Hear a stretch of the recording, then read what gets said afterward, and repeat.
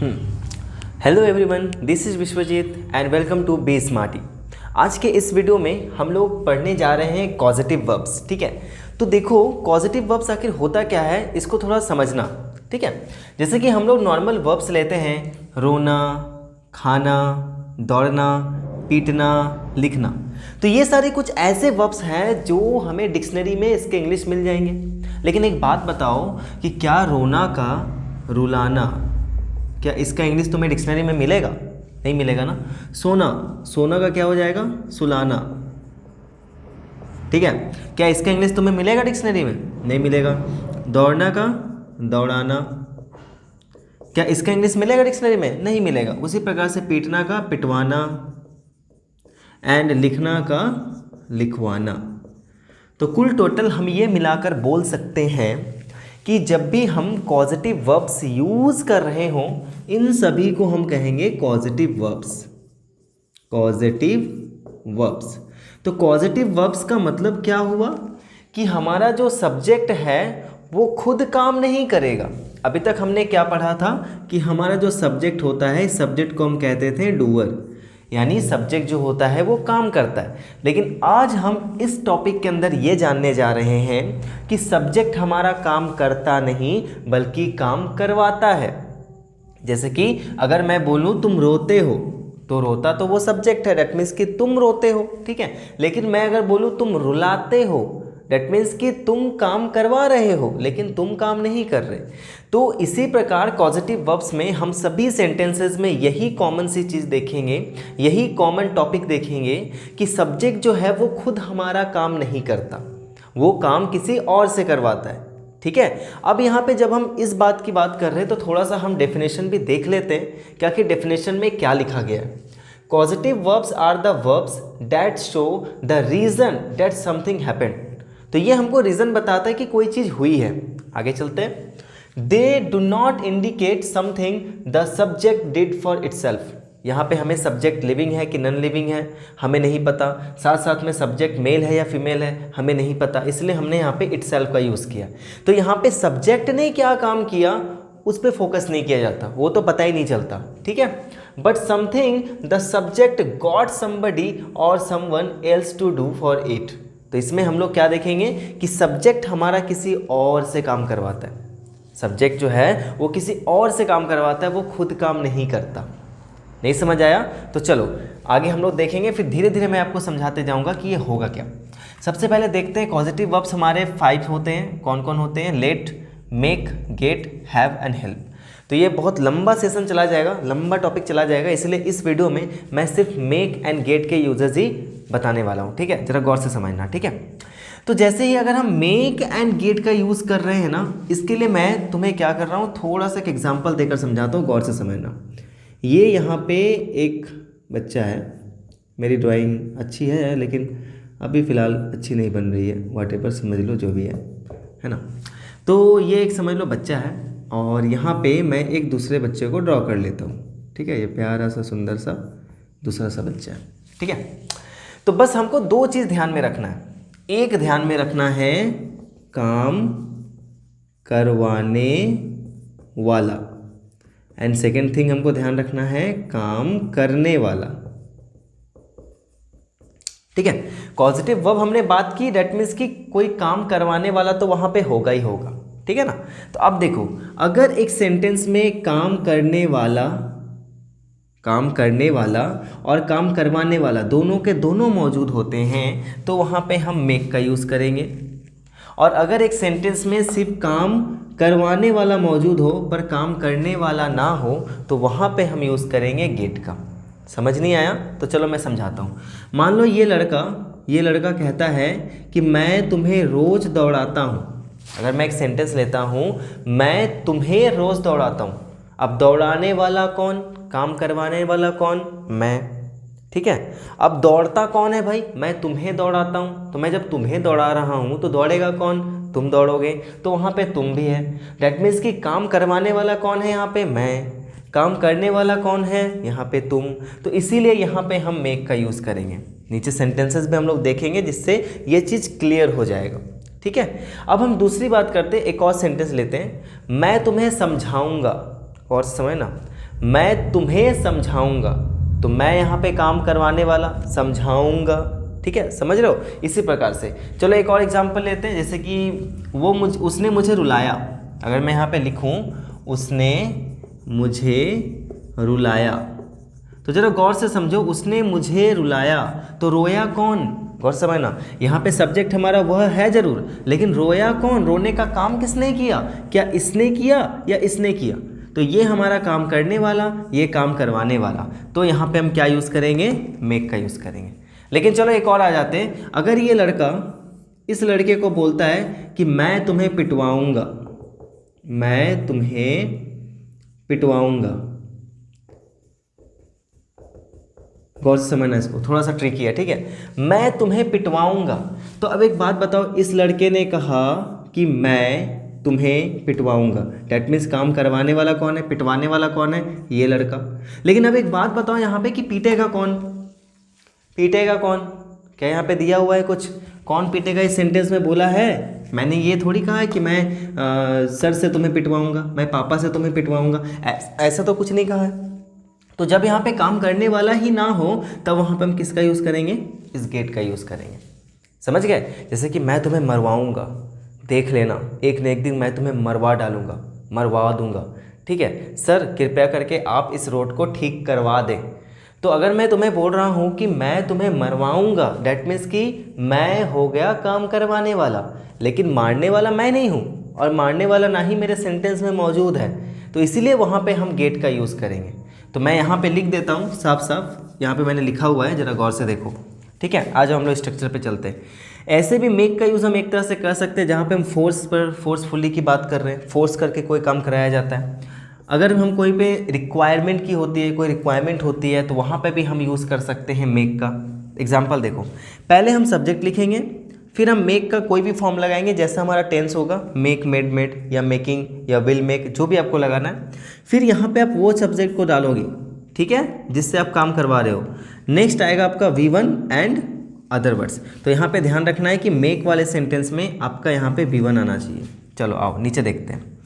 काम करवाने वाले को शुरू में रखेंगे, फिर मेक का यूज़ करेंगे, फॉर्म का यूज़ करेंगे, और काम करने वाले को बाद में रखेंगे, और उसके बाद V1 लगाकर अदर वर्ड्स डाल देंगे। जैसे कि he forced me to do this, उसने मुझसे फोर्स किया इस काम को करने के लिए। He forced me to do this work, तो इसी को हम लिख सकते हैं। देखो काम करवाने वाला कौन है, ही।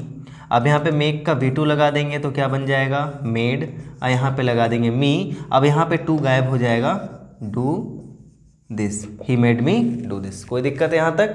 आई होप कि समझ में आ गया होगा। चलो और एक देखते हैं।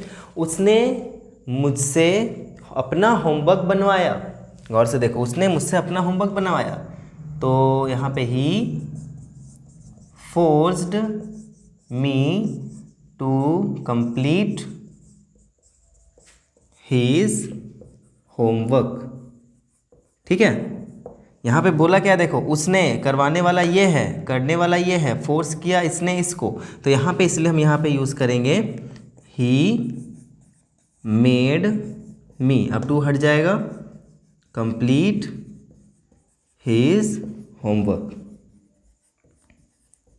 समझ गए?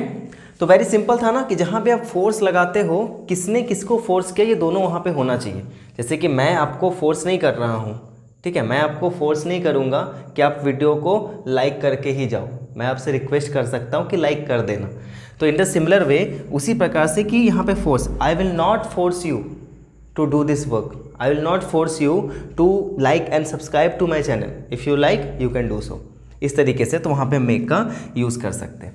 आ जाओ गेट वाले में। गेट के दो यूजेस होते हैं, ध्यान रखना। पहले हम लोग छोटा वाला यूज़ पढ़ लेते हैं जो अभी मैंने बताया। अब एक बात बताओ, जैसे कि आप यहाँ पे लिखोगे पहले काम करवाने वाला, ठीक है ना, मैंने बोला ना काम करवाने वाला होगा, करने वाला नहीं होगा। फिर गेट लगाओगे, ऑब्जेक्ट लगाओगे V3। एक चीज़ आपको ध्यान रखना है कि जब आप मेक के साथ वर्ब का यूज़ कर रहे हो तो V1 होना चाहिए, लेकिन जब आप गेट के साथ वर्ब का यूज़ कर रहे हो तो वहाँ पे V3 होना चाहिए, ठीक है। एग्जाम्पल देखते हैं। जैसे कि अगर मुझे बोलना हो he got the chair repaired, अब बोलोगे इसका मतलब क्या हुआ सर, ज़रा गौर से समझना, ये एक चेयर है तुम्हारे पास, ठीक है। अब ये चेयर जो है वो ख़राब हो गई। ख़राब हो जाने का मतलब क्या हुआ, फर्नीचर की दुकान पे तुम्हें ले जाना पड़ेगा, कारपेंटर के पास, ख़राब हो गया। तो ये जो चेयर है वो ख़राब हो गया है। अब तुम अगर बोलोगे कि मैं चेयर ठीक करवाने जा रहा हूँ, ठीक है, मैं ठीक करवाने जा रहा हूँ, तो उसने मेरा चेयर ठीक करवा दिया, या फिर मैं बोल सकता हूँ कि मैंने चेयर ठीक करवा दिया। तो ऐसा थोड़ी है भाई कि तुम उस कारपेंटर के दुकान में जाओगे और जाने के बाद वहाँ से जो हथौड़ी है वो लोगे और जो भी इंस्ट्रूमेंट टूल्स होती हैं उनसे आप बैठ बैठ के उसको ठोक रहे हो या उसको रिपेयर कर रहे हो। तो क्या आप खुद नहीं ना रिपेयर करते हो, आप उसको करवाते हो। तो कोई भी काम जो आप खुद ना कर कर किसी और से करवाते हो और उसकी बात आप मेंशन नहीं कर रहे हो, तो वहाँ पे आपको यूज़ करना है गेट। तो मैंने ये चेयर रिपेयर करवाई, ठीक है। इसी प्रकार से जो फॉर्मल लेटर्स में हम लिखते हैं, please get the roads cleaned, यानी जो सामने वाला पर्सन है, हम उस सामने वाले पर्सन से ये कह रहे हैं कि कृपया करके जो रास्ते हैं या फिर रास्ते जो हैं उनको साफ करवा दीजिए। मैं उनसे ये नहीं कह रहा हूँ कि आप आओ और आकर रास्ता साफ करो, और ऐसा हम कह भी नहीं सकते। जो फॉर्मल लेटर्स होते हैं ना, उसमें हमको गेट का यूज़ ज़्यादा करना पड़ता है, क्योंकि हम उनसे काम नहीं करवा रहे हैं, बल्कि उनको कह रहे हैं कि आप इस काम को करवा दो, ठीक है। तो एक बार मैं इसको पूरा का पूरा समअप करता हूँ, फिर मैं आपको कुछ एग्जांपल्स दूंगा जिससे आपका ये चीज़ क्लियर हो जाएगा, ठीक है ना। एक और चीज़ आता है गेट का यूज़, हम लोग सेकंड यूज़ इसको मान लो, ये फर्स्ट यूज़ हो गया, ये सेकंड यूज़। गेट का एक सेकंड यूज़ हो गया कन्विंस करने के ट्रिक में। जब किसी को कन्विंस कर रहे हो, किसी को मना रहे हो कोई काम के लिए, किसी ने किसी को ट्रिक कर दिया, उसके साथ कोई छल कर दिया, ठीक है, जो नहीं होना चाहिए था, किसी को इनकरेज करने की बात आई, तो वहाँ पे आप क्या यूज़ करोगे, गेट का। तब इसका स्ट्रक्चर पता है क्या हो जाएगा, इसका स्ट्रक्चर हो जाएगा सब्जेक्ट प्लस गेट, या गेट का जो भी फॉर्म हो जाएगा। उसके बाद यहाँ पे आपका ऑब्जेक्ट आएगा, ठीक है, इस जगह पे यहाँ पे ऑब्जेक्ट आएगा +2 + V1 + अदर वर्ड्स। इसको आप नोट कर लेना, मैं यहाँ पे लिख देता हूँ, इसको नोट कर लेना। अब जैसे कि देखो, उसने मुझसे कन्विंस किया, उसने मुझे कन्विंस किया कि मैं पीएम के पास एक लेटर लिखूँ, समझो। उसने मुझसे कन्विंस किया, उसने मुझे ही कन्विंस कर दिया, ठीक है, उसने मुझे इनकरेज किया कि मैं पीएम के पास एक लेटर लिखूं। तो यहाँ पे हम सेकेंड यूज़ का एग्जांपल कैसे देखेंगे, गौर से देखो। He convinced me to write a letter to the PM, ठीक है। अब इसी को हम क्या करेंगे, गेट से बनाएंगे। तो भाई गेट से बनाएंगे तो क्या हो जाएगा, ही, अब यहाँ पे हम गॉट लिख देंगे। क्यों गॉट लिखेंगे भाई, क्योंकि कन्विंस का V2 कन्विंस्ड होता है, तो उसी प्रकार से गेट का V2 क्या हो जाएगा, गॉट। तो ही गॉट, अब किससे लेटर लिखवाया भाई, मी। अब यहाँ पे क्या हो जाएगा भाई, to write a letter to the PM, समझ गए। अब एक और चीज़ मैं देता हूँ, उसने मुझसे वो चिड़िया मरवाई, उसने मुझसे वो चिड़िया मरवाई, यहाँ पे दोनों हैं। अब आप बोलोगे सर आपने कहा था कि गेट का यूज़ तो हम तब करते जब वहाँ पे हमारा सब्जेक्ट ना हो, काम करने वाला ना हो, लेकिन ये हो गया आपका फर्स्ट यूज़। फर्स्ट यूज़ में आपको मैंने बताया कि गेट का यूज़ हम तब करेंगे जब वहाँ पे कोई भी सब्जेक्ट जो काम कर रहा है वो मौजूद ना हो। लेकिन गेट के सेकेंड यूज़ में जब हम किसी को कन्विंस करने की बात करते हैं, किसी के साथ हम ट्रिक कर जाएं या किसी को हम इनकरेज कर रहे हो, तो इन केस हम लोग गेट का यूज़ इस तरीके से भी कर सकते हैं जब हमारे पास ऑब्जेक्ट हो। चलो, क्या मैंने बोला, उसने मुझसे वो चिड़िया मरवाई, तो क्या बोलेंगे, उसने ना मतलब एक तरह से मुझे ट्रिक कर दिया, ऐसा समझो कि उसने मेरे साथ छल कर दिया, उसने मुझसे ट्रिक कर दिया। तो क्या हो जाएगा, he tricked me to kill the bird, हम ऐसे लिख सकते हैं। लेकिन इसी को स्टैंडर्ड सेंटेंस में हम क्या लिखेंगे, he got me to kill the bird.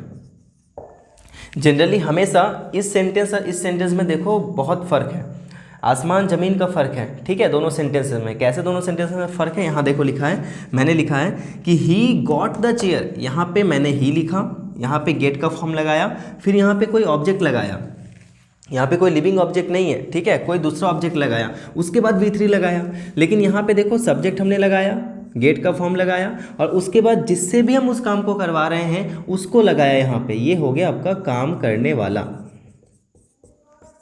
काम करने वाला। अब उसके बाद हमको 2 + V1 लगाना है। नॉर्मली जब भी हम गेट लगाते हैं और काम करने वाला मौजूद ना हो, ध्यान से समझना, गेट हम तब भी लगा सकते हैं जब काम करने वाला हो, गेट हम तब भी लगा सकते हैं जब काम करने वाला ना हो।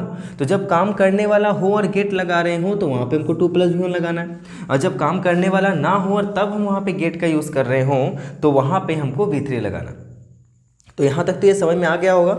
इसके बाद मैं कुछ एग्जांपल्स दे रहा हूँ, इससे आपके जो भी डाउट्स होंगे ना, वो सारे डाउट्स जो होंगे वो क्लियर हो जाएंगे, ठीक है। तो चलो चलते हैं हम लोग आगे।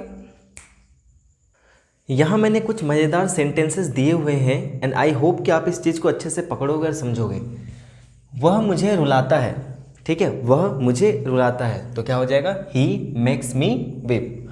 मैं हमेशा तुम्हें हंसाता हूँ, I always make you laugh, ठीक है। हमारे शिक्षक हमें लिखवाते हैं, our teacher makes us write. तुमने मुझे रुलाया, यू मेड मी विप। तुमने मुझे क्यों रुलाया, why did you make me weep. पता है ना, सिंपल पास्ट टेंस का स्ट्रक्चर है, डिड लगाएंगे, डिड के साथ हम V1 लगाते हैं तो मेक लगाएंगे। आगे, मैं उसे बाहर खड़े कर दूंगा, तो आई शैल। याद रखना कि गेट एंड मेक के पहले आप एक्सुलेटिव वर्ब लगा सकते हो according to the tense. I shall make him stand outside, ठीक है। तुम चिंता मत करो, मैं तुम्हें यह समझा दूंगा, don't worry I can make you understand it. मैं उससे यह काम करवाया है, मैंने, तो यहाँ पे हो जाएगा, सॉरी यहाँ पे हो जाएगा आई हैज़, सही आई हैज़ लगा रहा हूँ, कहाँ ध्यान है मेरा, आई हैव, ठीक है। I have made this do, I have made this, sorry I have made him do this work, या फिर हम बोल सकते हैं I have got him to do this work. अब आप ये सोच रहे होंगे कि यहाँ से यहाँ तक हमने ये गॉट वाला स्ट्रक्चर क्यों नहीं लगाया, क्योंकि यहाँ पे तो काम करने वाला भी है, काम करवाने वाला भी है। तो एक चीज़ याद रखना कि काम करवाने वाला तो होना चाहिए, लेकिन साथ में उसने क्या काम किया वो भी हो। जैसे कि यहाँ पे देखो, यहाँ से बोला है कि वह मुझे रुलाता है, तो रोना ट्रांजिटिव वर्ब नहीं है, लेकिन यहाँ पे अगर ट्रांजिटिव वर्ब हो और उसका ऑब्जेक्ट भी हो तभी हम यहाँ पे गॉट का यूज़ करेंगे, नहीं तो नहीं करेंगे, ठीक है। ये दो सेंटेंसेस जो है वो हमारे प्रैक्टिस सेंटेंस हैं और इसको आपको क्या करना है, नीचे कमेंट करना है, ठीक है। 2 यहाँ से मैं दे रहा हूँ, 2 यहाँ से दूंगा। आप चाहे गेट ले लो, आप चाहे मेक ले लो, याद रखना पहले तो सब्जेक्ट आएगा, उसके बाद आपका गेट हो या मेक हो, इन दोनों के बाद ही आपके यहाँ पे सबसे पहले तो ऑब्जेक्ट आने वाले, ध्यान रखना। गेट एंड मेक के बाद आप कभी भी वर्ब मत लगाना, उसके बाद आपके कंडीशन 2 हो जाते हैं, चाहे तो आपके यहाँ पे V1 आएगा या फिर आपका V3 आएगा। तो अगर गेट है तो आएगा V3 और अगर मेक है तो आएगा V1, ये चीज़ ध्यान रखना, ठीक है। स्पेशली यही होता है। चलो अब गेट के कुछ यूजेस देख लेते हैं। 4 बजे तक ये काम करवा देना, भाई यहाँ पे पता नहीं है काम कौन करेगा, सिर्फ मैंने बोला है कि 4 बजे तक ये काम करवा देना, तो क्या बोलेंगे, gate this work done by 4 o'clock। वह हम लोगों को पिटवाएगा, कौन पिटेगा पता नहीं है, पिटवाएगा, काम करवाने वाला है। He will get us beaten, get के साथ V3। मैं बाल कटवाने जा रहा हूँ, तो मैं जा रहा हूँ, आई एम गोइंग, कहाँ जा रहा हूँ भाई, to get my hair cut. देखो गेट के बाद हमने हेयर लगाया, माई हेयर, उसके बाद V3 लगाया। नेक्स्ट, मैं इस रेडियो को ठीक करवा दूंगा, तो I will get this radio repaired, ठीक है। ध्यान रखना कि स्पोकन इंग्लिश में आप विल का ही यूज़ करते हो। हम लोगों ने बाल कटवाए, तो we got our hair cut. तुम्हें यह काम करवाना होगा, होगा डैट मीन्स यहाँ पे कंपल्सन है, ठीक है। कंपल्सन वाले सेंटेंसेस के लिए हम लोग क्या यूज़ करते हैं, हैव या हैज़ के बाद 2 + V1 का यूज़ करेंगे। तो देखो, you will have to get this work done, ठीक है, you will have to get this work done. तुम कब तक इस काम को ख़त्म करवा दोगे, तो कब तक का इंग्लिश क्या होता है, कब तक का इंग्लिश होता है until when. Until when will you get this work finished. आगे, तुम्हारी सोच तुम्हें पैसे दिलवाएगी, your thinking will get you money. पैसे देगा कौन ये नहीं पता, दिलवाएगी, ठीक है। तो your thinking will get you money. आगे 2 सेंटेंसेस फिर से मैं प्रैक्टिस के लिए दे रहा हूँ और इसको भी आपको नीचे कमेंट करना है। तो इन दोनों ये 4 स्ट्रक्चर्स, ये 4 सेंटेंसेस मैंने आप लोगों को दिए हुए हैं और नीचे कमेंट करो। और अगर वीडियो अच्छा लगा है तो पता ही है, मुझे बोलने की ज़रूरत नहीं है। और मिलता हूँ ऐसे ही बहुत ही मज़ेदार वीडियो के साथ। अगले वीडियो का वेट ज़रूर करना। एंड मैंने चैनल क्रिएट किया है स्टडी नेट, वो 9th-10th वाले बच्चों के लिए, वहाँ पे जाओ और जाकर उसको भी सब्सक्राइब कर लो। एक और चैनल का मैं लिंक दे रहा हूँ, विश्वजीत विश्वास मेरे ही नाम का चैनल है। मोटिवेशनल वीडियोस पाने के लिए, लाइफ लेसन सीखने के लिए, व्लॉगिंग के लिए वहाँ पर आप जा सकते हो। ठीक है, दोनों के लिंक मैं डिस्क्रिप्शन में डाल दे रहा हूँ। And thank you so much for watching this video. Meet you in the next one with a very interesting topic. Till then everyone take care, be safe, keep learning and keep watching be smarty.